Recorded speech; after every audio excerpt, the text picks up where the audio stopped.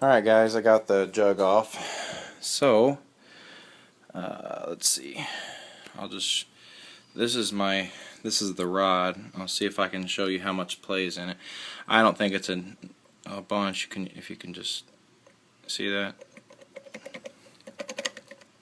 So, I mean, there's nothing I'm going to do about it now, but I thought somebody might be, maybe, if that's too bad, just tell me and maybe I can find out if somebody can fix it, but right now I'm not even going to worry about it. But my needle bearing is in really good shape. I can't even tell any wear on it or anything. It had plenty of oil when I took it out. It pretty much just was dripping with oil. So I'm not going to worry about ordering one of those right now. It's in really good shape in my opinion. So, and it still fits in there nice and tight. So, thought I got the jug off. I'm going to get the jug cleaned up tonight and hopefully get it back together. You can see I took all the radiators off. Had one off, but I ended up needing to take the other off for this side. So,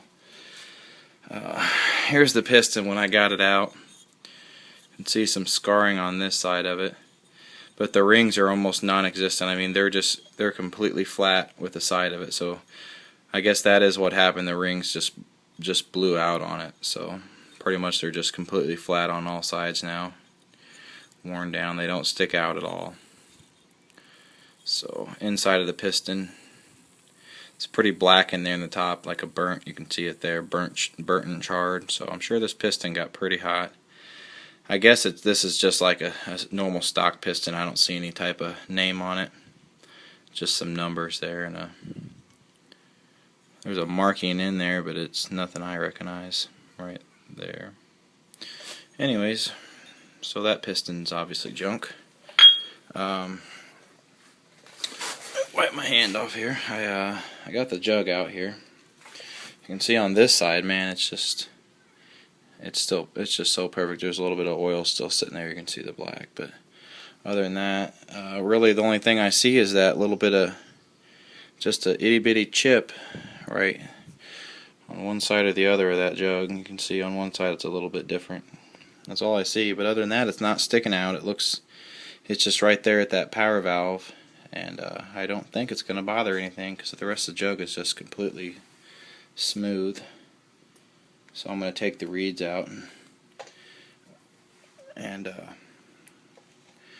I may take them out, but I don't know what I'm going to do. I don't know if you take them out, if you have to replace them. So I'm going to try to avoid replacing as much as I can right now until I get it running.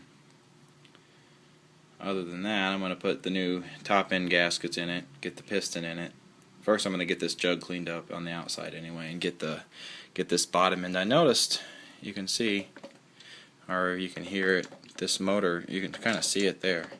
See the gear shift shaking, and the rest of the bike ain't shaking as much. Looks like the motor mounts are loose somewhere. Looks like up here in the front they're definitely loose. I can see them, but I'm going to go around and tighten everything up. And once I get the motor back together, I don't got to worry about getting anything down in that crankcase. I'm going to really get this motor cleaned up a whole lot more. I don't know what this is. I don't have any idea what that plug there is for. But I'm going to go read the manual now that I've seen it a little bit more and see what I can find out about it. I did take this off like I seen in I think 85cc Masters video. I believe that's the video I watched him take this power valve connector off, and I just had just a C-clip and that little C-clip and this thing on it. So those two there. So I took them off and just kind of pulled it back this way and then took it off. So it'll go back together really easily, I'm sure. So other than that, I'm just going to go ahead and put a new piston in it, the new rings, all the new gaskets, get some radiator fluid tomorrow. Just some cheap stuff for now until I find out if I'm going to have to drain it again or not. Once I find out once I don't have to drain it, I'm going to find whatever stuff is supposed to go in it. I don't know if there's something different or not. But I'll get that going, and hopefully we'll be rocking and rolling this weekend maybe. riding this thing around. So let me know what you think. I guess I need a brake pedal too. I forgot to order one of them, but it does work. But I'll order a pedal or something for that. So, oh yeah, here's the wrist pin. I can feel some groove. You can see the grooves, and right everywhere those, I can feel the grooves in it. So it's probably original, I would say. Somebody's probably never changed this out, but who knows.